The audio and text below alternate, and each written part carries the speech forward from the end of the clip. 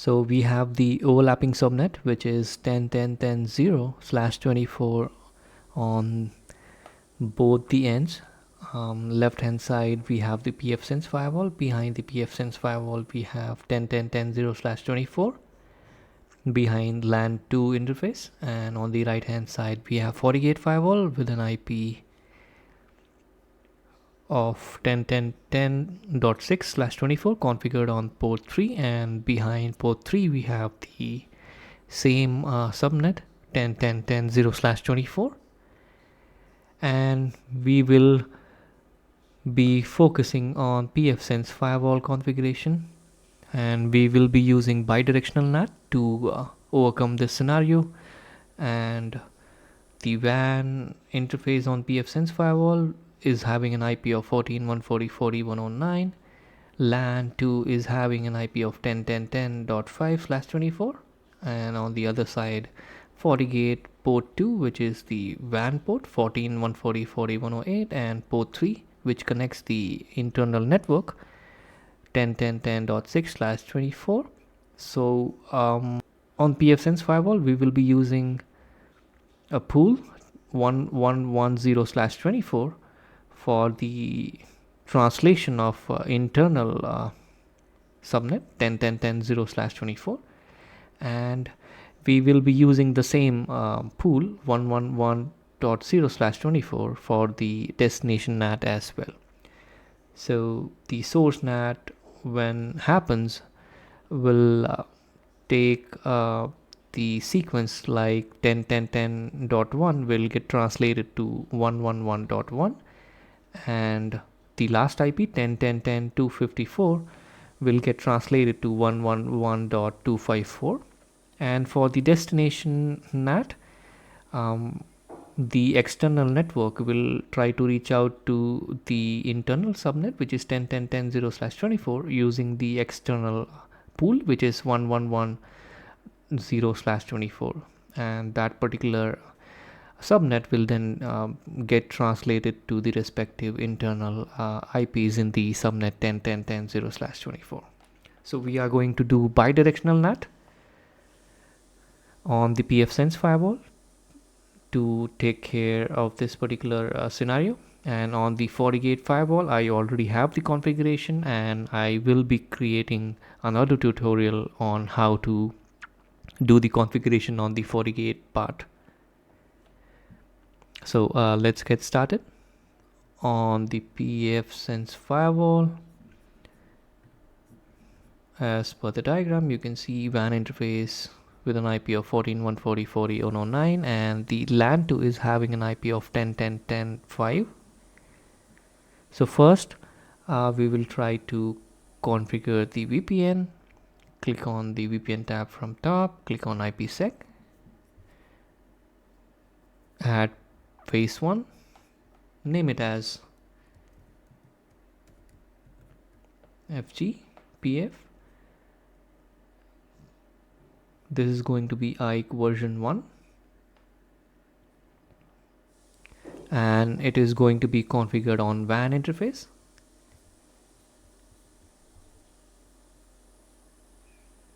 Remote gateway is going to be 14.140.40.108. You can refer the diagram. I'll share the link for the same in the description. 14.140.40.108 is the IP configured on port 2 on FortiGate firewall, which is serving as the remote gateway.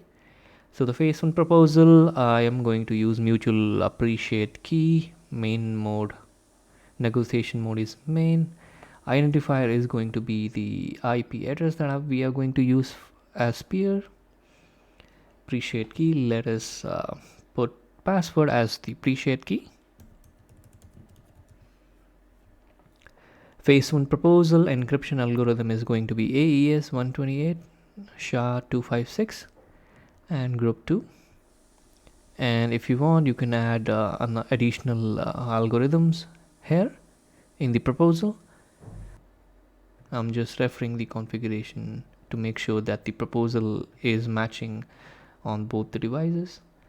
86400 is the phase 1 proposal, so I'm going to update the lifetime as 86400. Rest of the thing is same. I don't want to alter any other parameters here. NAT traversal is auto. Enable DPD. Okay. So now we have phase 1 configured. Let's try to configure phase 2, which is going to be a tricky part here in the configuration. Click on add phase 2, name it as PfSense phase 2. Mode is going to be tunnel because we are going to do some natting on the IPsec tunnel. And here in the local network, you will have to add the actual IP address, which will be initiating the traffic 10.10.10.0/24. And below that, we have the configuration for NAT and BiNAT translation. So here you will have to specify the network that you will be using for the translation purpose on the PfSense firewall. In my case, I'm going to use the pool 1.1.1.0/24. So make sure you put that in the configuration part here.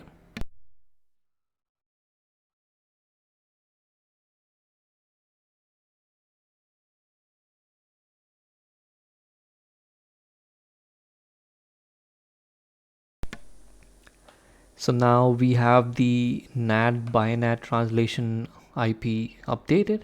Remote network is going to be 2.2.2.0/24 because the remote subnet, which is the actual subnet 10.10.10.0/24, is hidden behind the pool 2.2.2.0/24 used on the FortiGate firewall.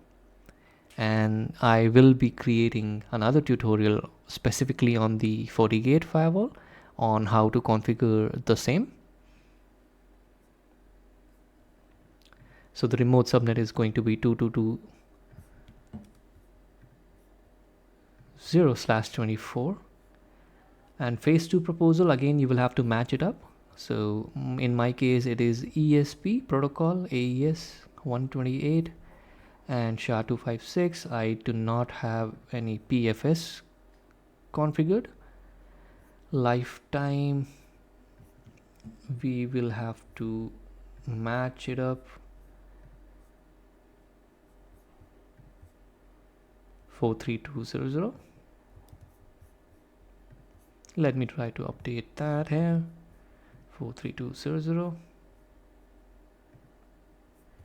Apply the configuration. Now my configuration look like this.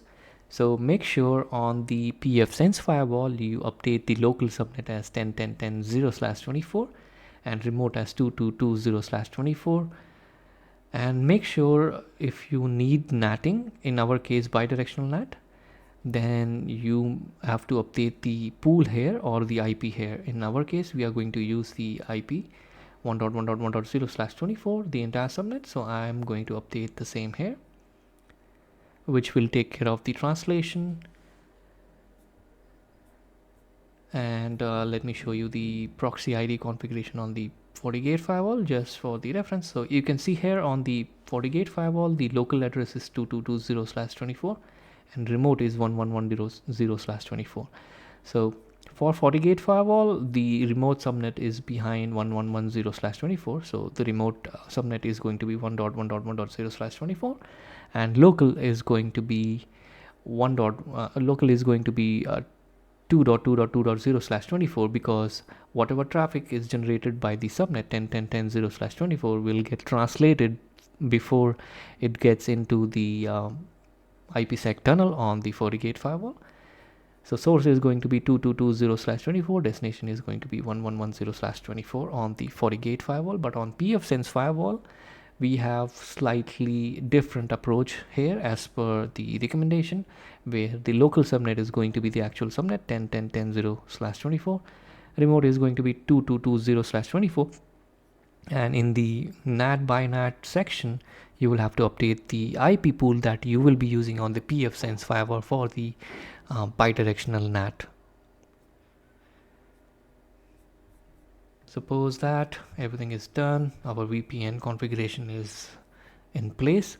Now comes the routing part. So click on system, go to routing, click on static route, click on add. You will have to add the route for the remote subnet, which is going to be 2220/24 because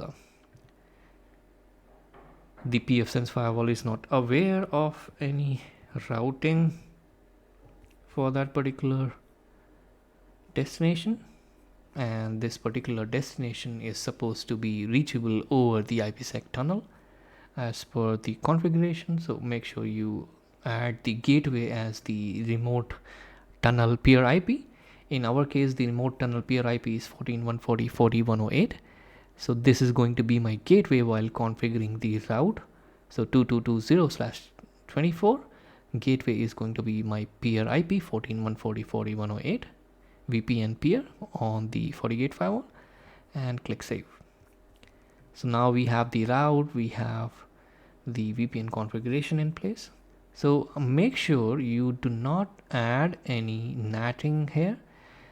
1:1 NAT is not supposed to be configured here in this particular section, especially when you want the NATing or the bidirectional NAT to work on your IPsec tunnel.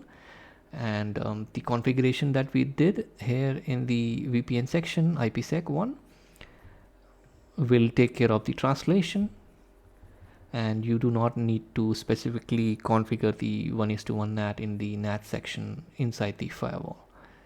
So I'm just going to show you again. I do not have any object or the translation created. So next comes the rule.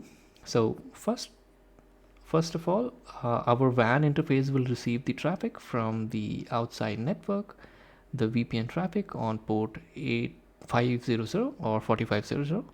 So make sure you have the policy configured to allow that traffic.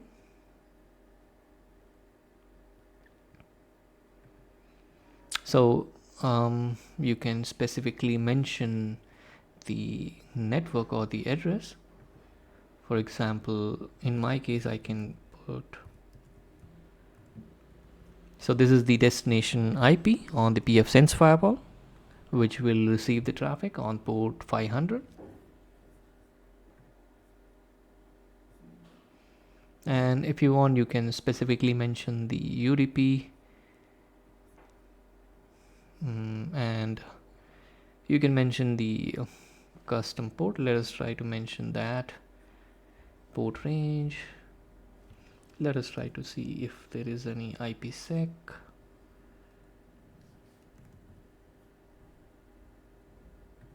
So this is for the IPsec ISAC camp negotiation. Let's try to save that.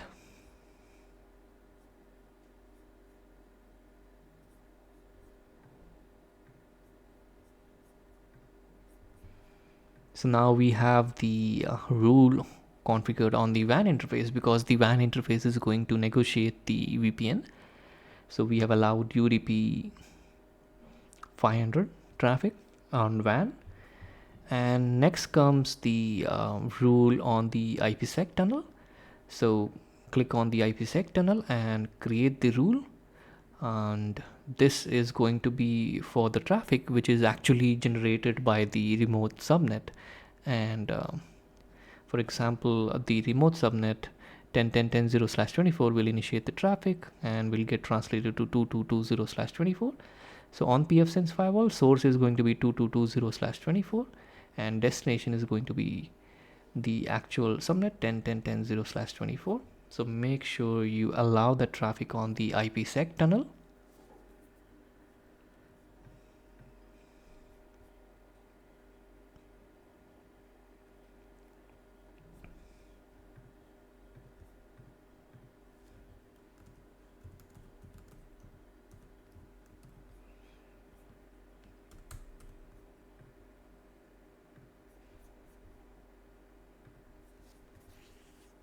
So we have the IPsec rule created, which allows the traffic after the decryption on the IPsec tunnel.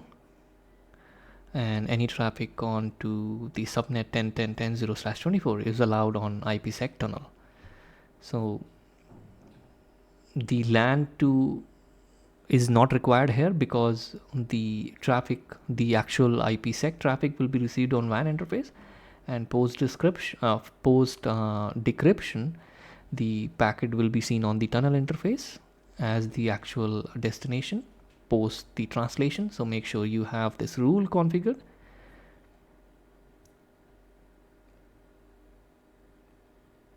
Now we should have all the configuration in place. Let me try to quickly cross check all the configuration so that we can test the network connectivity and the translation.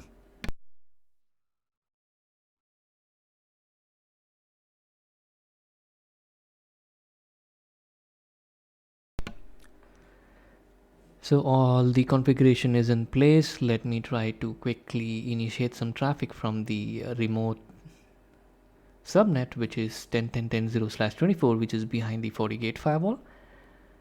And I have .1 client available so that I can show you the translation.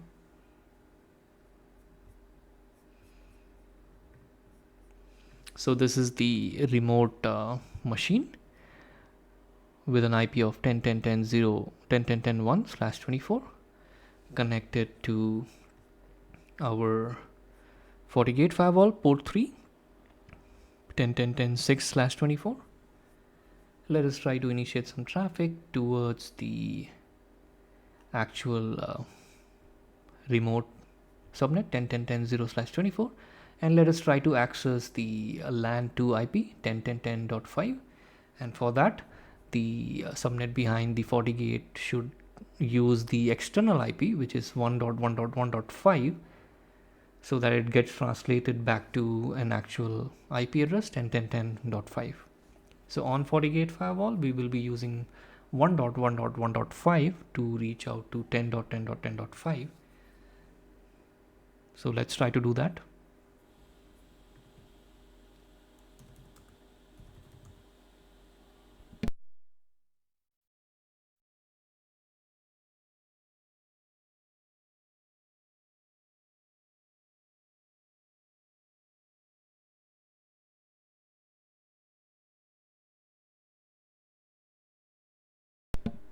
We'll try to take capture on the tunnel interface, which is ENC0, so that we can see the actual traffic on the PfSense firewall.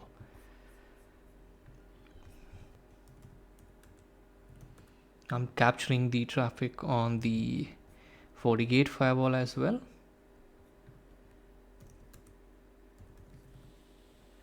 So port 3 is going to receive the traffic as per the diagram. So I'm going to take capture on the FortiGate firewall as well.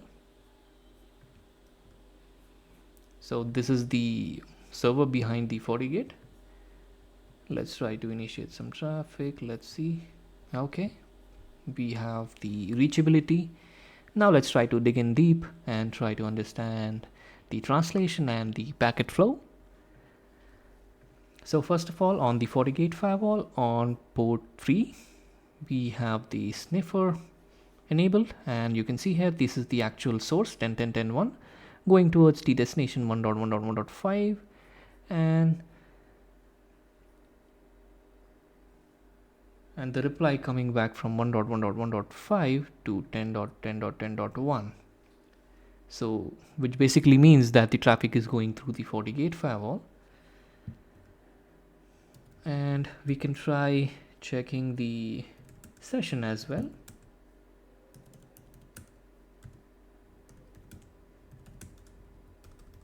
So you can see here, this is the actual source behind the FortiGate firewall, initiating the traffic towards the FortiGate firewall 1.1.1.5, and the reply you can see here, the translation.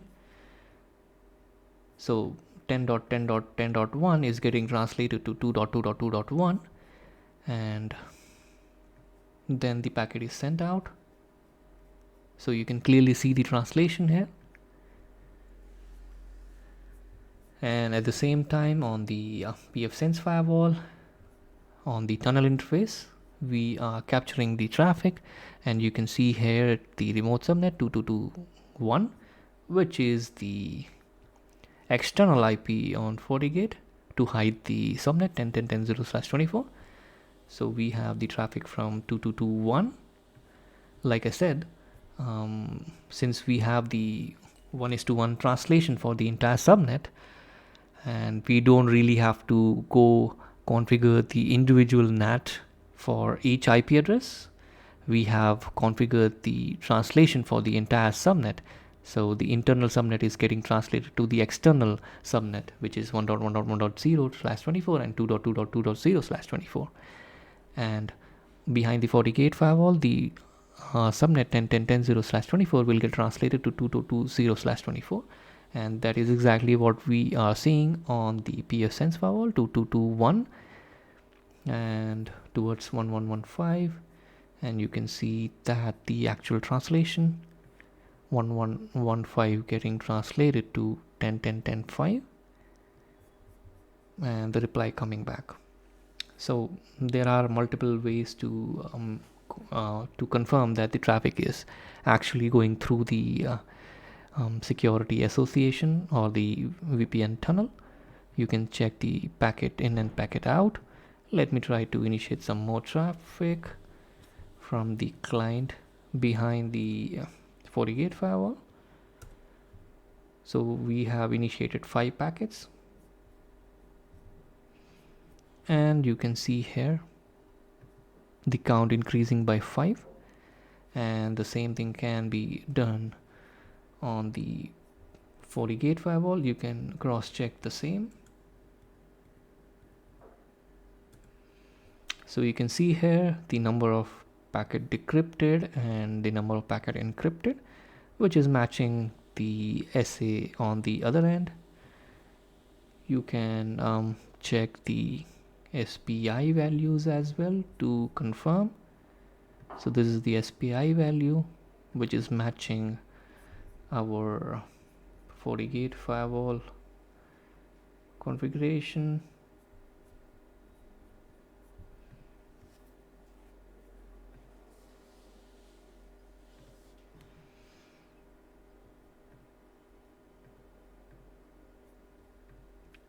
Let us try to initiate some traffic from the other end and see the translation.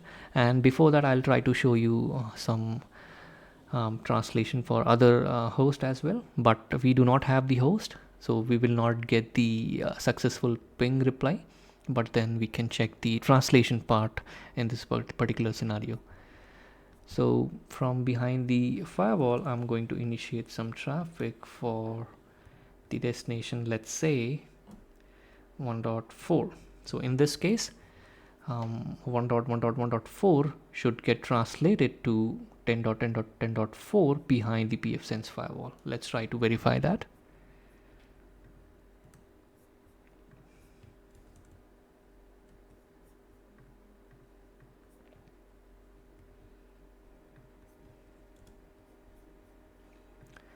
So we have the request going out 10.10.10.1 1.1.1.4, and we can quickly check the session as well. You can see here 10.10.10.1 going towards 1.1.1.4, and you can see the source translation 2.2.2.1. So let's come back to our PfSense firewall, and you can see here 2221 1.1.1.4, and since there is no host behind the PfSense firewall, so we are not able to receive any reply, but then the translation is going perfectly fine on the PfSense firewall. Now let's try to initiate some traffic from the other end, which is the PfSense firewall, and towards the subnet which is behind the FortiGate. So PfSense firewall will access the subnet behind FortiGate via 2.2.2.0/24. So let's try to do that.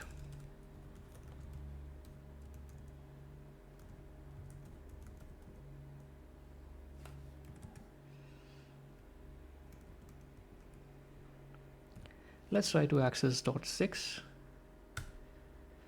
As you can see, I'm able to access the network .6, which is the FortiGate firewall port 3 IP 10.10.10.6. And we can check the state table as well to make sure everything is working fine.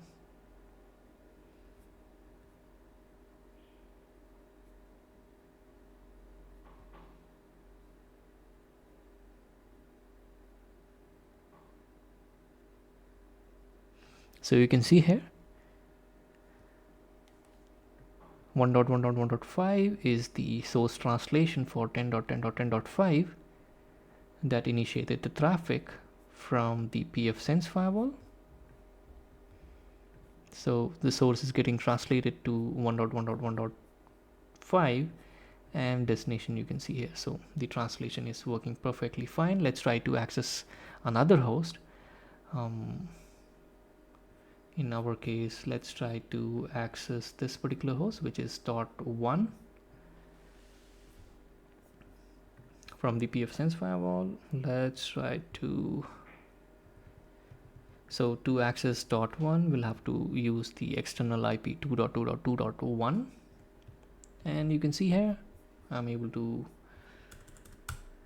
reach out to the external subnet 2.2.2.1, which is then getting translated to an actual IP 10.10.10.1.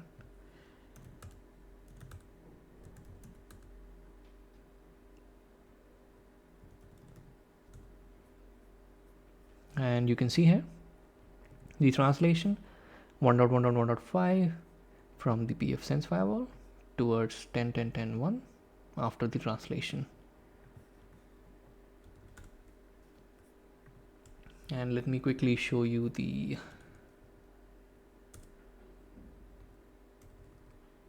session details as well.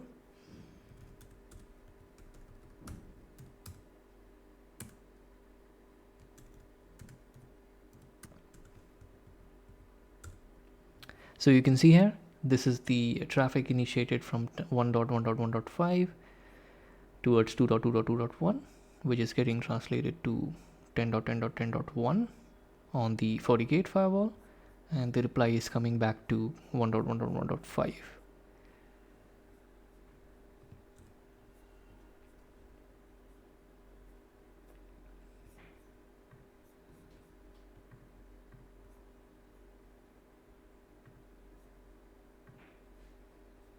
And I have an IP 10.10.10.5/24 configured on the FortiGate firewall port 3 as the secondary IP. So now we have the exact same IP address configured on port 3 as well, which is 10.10.10.5, similar to the PfSense firewall LAN to 10.10.10.5/24. Let's try to achieve the connectivity here using the same configuration and the bidirectional NAT on the PfSense firewall and on the FortiGate firewall. So from the PfSense firewall, I'm going to access the IP, which is .5 using 2.2.2.5. And you can see here I'm able to reach out to 2.2.2.5.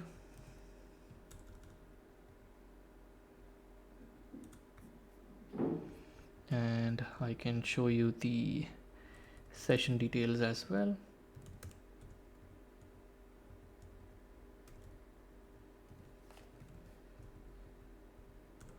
So this is the session 1.1.1.5 reaching out to 2.2.2.5, which is getting translated to 10.10.10.5 on the FortiGate firewall. So exactly here in this scenario, 10.10.10.5 is reaching out to 10.10.10.5 on the other end, configured on port 3 of FortiGate firewall via the external IP 2.2.2.5. So that basically proves that the configuration is working fine, and the network address translation or the bidirectional NAT on IPsec route-based VPN can help us overcome this particular scenario. That's all in this video. See you in the next video. Bye bye.